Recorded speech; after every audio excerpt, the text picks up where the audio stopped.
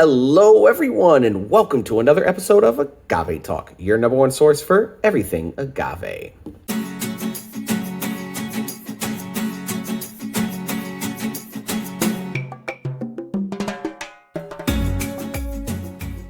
We appreciate you being here with us today. Today, we are checking out 1800 Cristalino. Yes, this bottle right here, if you've never seen it before, this is not a Blanco.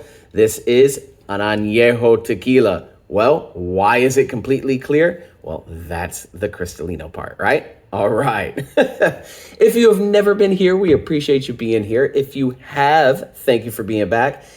And whether you've seen this or not, we're checking it out today, all right? So if you have heard of Cristalinos, you've probably heard more negative than positive, to be completely honest. I know personally I have. There's a lot of hate for the Cristalinos, a lot of tequila snobs, tequila jerks out there. You can't drink Cristalino. It's terrible. It's the worst thing ever. You drink it, you're going to die. Like, all right, come on, let's relax. Let's relax. It's just a spirit. It's just a drink.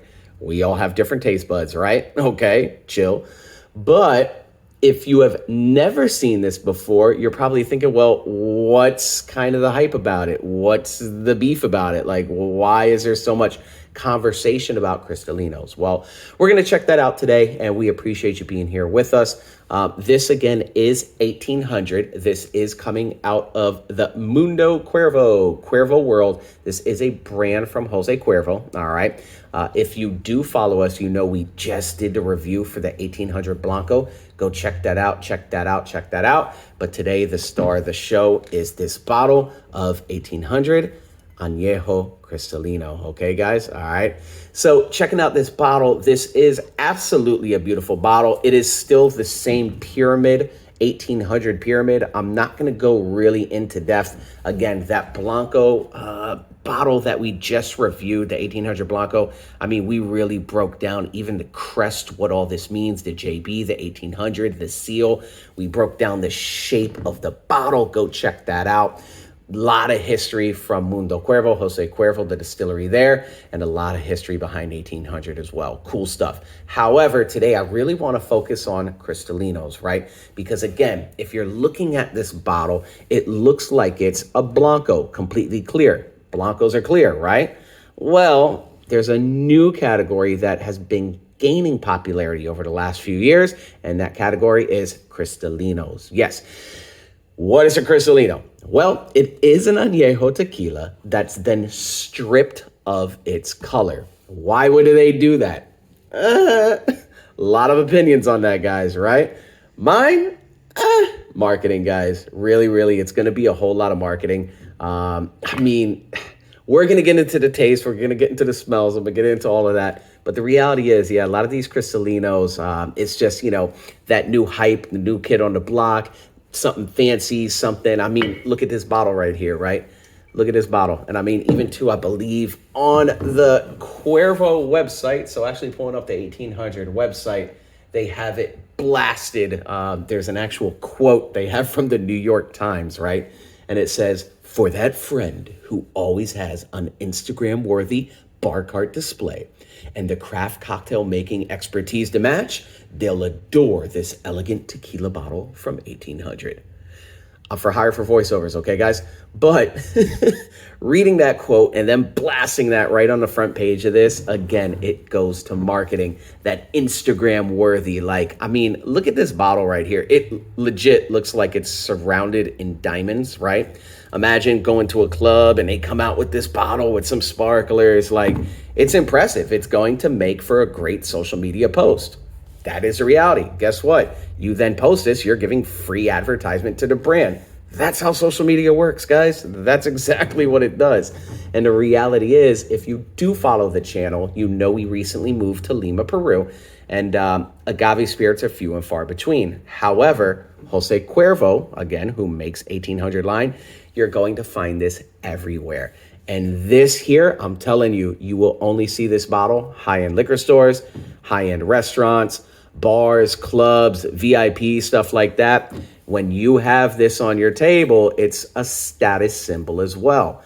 So Well, is the juice any good? We're about to find out, all right? So again, we appreciate you being here and checking this out with us today.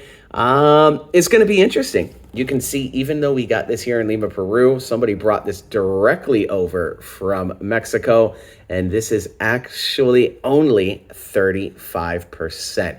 So even a lot lower than 38%. So in the States, 40% is common, right? That's the standard. In Mexico and a lot of Latin American countries, other parts of the world, 38%. This Cristalino, only 35%.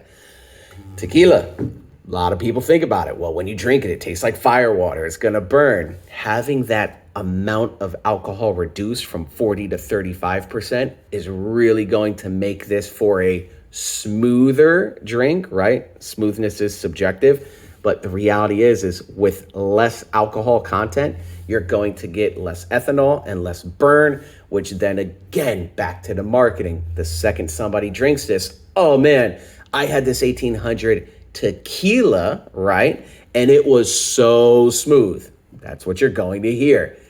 That's then probably what they're looking for. Marketing, marketing, marketing, all right? But again, we always say, hey, don't knock it till you try it. And we are about to try this and crack this bad boy open. I mean, hats off, really beautiful bottle. I am a fan of 1800. Bring out your pitchforks, whether you like it or not. I do keep bottles of 1800 at the house. I am a fan. Nothing wrong with it at all. Go check out that video. But this Cristalino, we're about to find out, all right? So let's take off this plastic and check this bad boy out. Let your bottles unscrew. All right. Whoa, plastic flying off. So just like the 1800 Blanco bottle, this is just well, this one's wooden, but it's a screw top, right? You got the plastic underneath. The Blanco bottle was just plastic. This is a little bit more premium. They do have the wood. 1800 years ago actually used to have a glass top where you can physically pour a shot into the top, but they have since done away with that.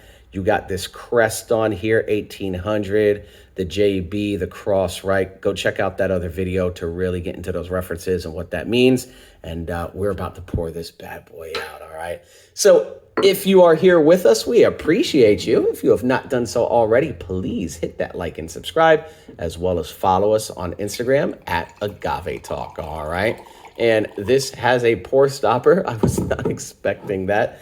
As I was talking, I'm legit thinking like, why is it not pouring out? Well, there was a pour stopper up there, something you don't normally find on a premium tequila, right? But hey, when you're in these Latin American countries, especially Mexico, they do have that pour stop limiter here, all right?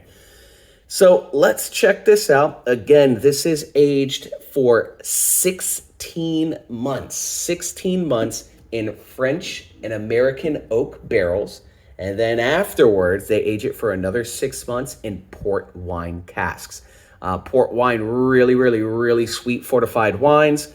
I'm sure that's going to add a little bit of flavor to this. Does this have additives in it? Not 100% sure, but let's see if we can taste. All right. Looking at the legs and tiers on this, pretty sticky, but then it's like, washes away. Actually, that kind of washes away pretty quickly. Let's get that back on. You can see it there. It's kind of going away. But I mean, crystal clear, this is an añejo. Again, aged for 16 months and then additional 6 months, right? That right there, to be like this and this clear, it's kind of like when you're going to go drink like a lemon lime soda, but then it's water, but you're thinking in your mind, it's one thing and then it's another, or you go to drink water and it's actually soda, right? Like, it's kind of trippy. If I handed this to you and said, hey, here's some tequila without the bottle, right? You would probably think, oh, it's a Blanco. Well, when you take a smell, you're actually getting more notes of an añejo tequila. However, now, this is then where my beef with the Cristalinos comes, right? With the Cristalino lines, whatever brand, not just 1800, whatever brand, when they're stripping away that color, it really does strip away some of the smells and the taste of the actual tequila. It's like you spent all that time aging this tequila, right? And it takes on the colors of those barrels, and then you just strip it away. Well, you're stripping away a lot of the character from the spirit as well. That would be my biggest beef with Cristalinos. But again, hey, if it tastes good, it tastes good, right? So let's continue on. Taking a smell. Not a lot of agave going on. It's kind of buttery. And even too, like you can tell, the legs and tears, it's really, really coating that glass, but then it really goes away pretty quickly. It's kind of like smooth, like butter. There's a good amount of vanilla on there, though. Makes me think, possibly some vanilla additives. Some pepper, but usually in an añejo, like I'm really looking for wood notes. I'm really looking for that oak, that French barrel, right? Like you're not getting a lot on this. And again, that's why, hey, it's an añejo, but it doesn't really drink like an añejo. You are getting a little bit slight acetone in there, way in the back, but it's kind of mixed with alcohol. And that acetone really comes in when they're using a diffuser in their process. But overall, this is really more just like vanilla-ish. Some agave, but more like butter, just like smooth butter, little hints of oak and caramel. Haven't tasted it yet, but let's take a sip. Salud. Cheers. Thanks for being with us.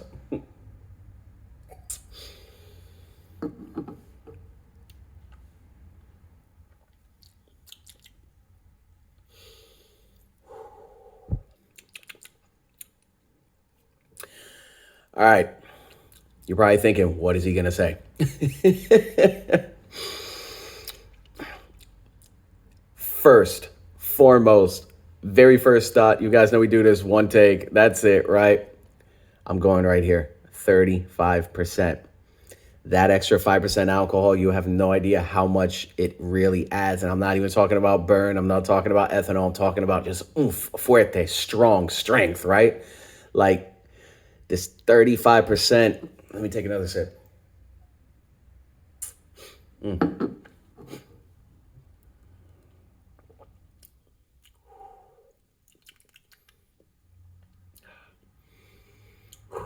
Goes down easy, but it honestly tastes like water. Like you're really, when I tell you they're stripping away the spirit, the overall, just like the aging of the tequila, they're taking away something from it, like its soul, to be honest. I mean, kind of getting like deep here, poetic, right? Like you're really stripping away a bit of the soul out of the tequila. And as I'm drinking this, it really is, very first thought, 35%. It just goes down like water. As I'm talking, I'm getting some of that vanilla, little bit of oak. But other than that, it's just flat. It really just falls flat, where it's like, am I even drinking tequila? But again, we go back to marketing, right? It's all back to marketing. And the majority of drinkers like me love tequila, been drinking tequila forever. I love the taste of agave. Give me roast agave, I can chew on it like candy. I absolutely love it. When I'm drinking añejos, I want an agave forward añejo that I can taste the wood, right? Those complements. But something like this, as beautiful as it is, you're not getting those notes. The main consumers, though, they're not worried about those notes. They're worried about something that looks cool, goes down easy, and they can brag on social media and or to their friends, hey, look what I got, right?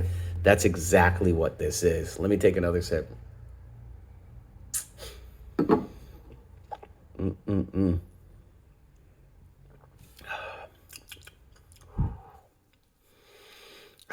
Yeah. Overall, like I said, I am a fan of 1800. I love Jose Cuervo. Already got all the pitchforks for that video, last video. Don't worry about it. I stand by my word. But 1800 Cristalino, it's not where it's at, guys. Why? Because it's really lacking its flavor of what an añejo should be. And honestly, that's been my take on many Cristalinos that I've actually tried. Again, it's just kind of like it strips away the process of taking away the color to make it Cristalino, right? To make it a clear añejo. They're just really stripping away the soul, the agave, the wood of an actual añejo. But that's it. I mean, again, like flavor-wise, as I'm talking, there's really not much going on. When I'm telling you, it's kind of just watery. It really has to do with that 35%. I'd be curious, what does the 40% taste like? Does it have a little bit more bite? Does it have a little bit more flavor?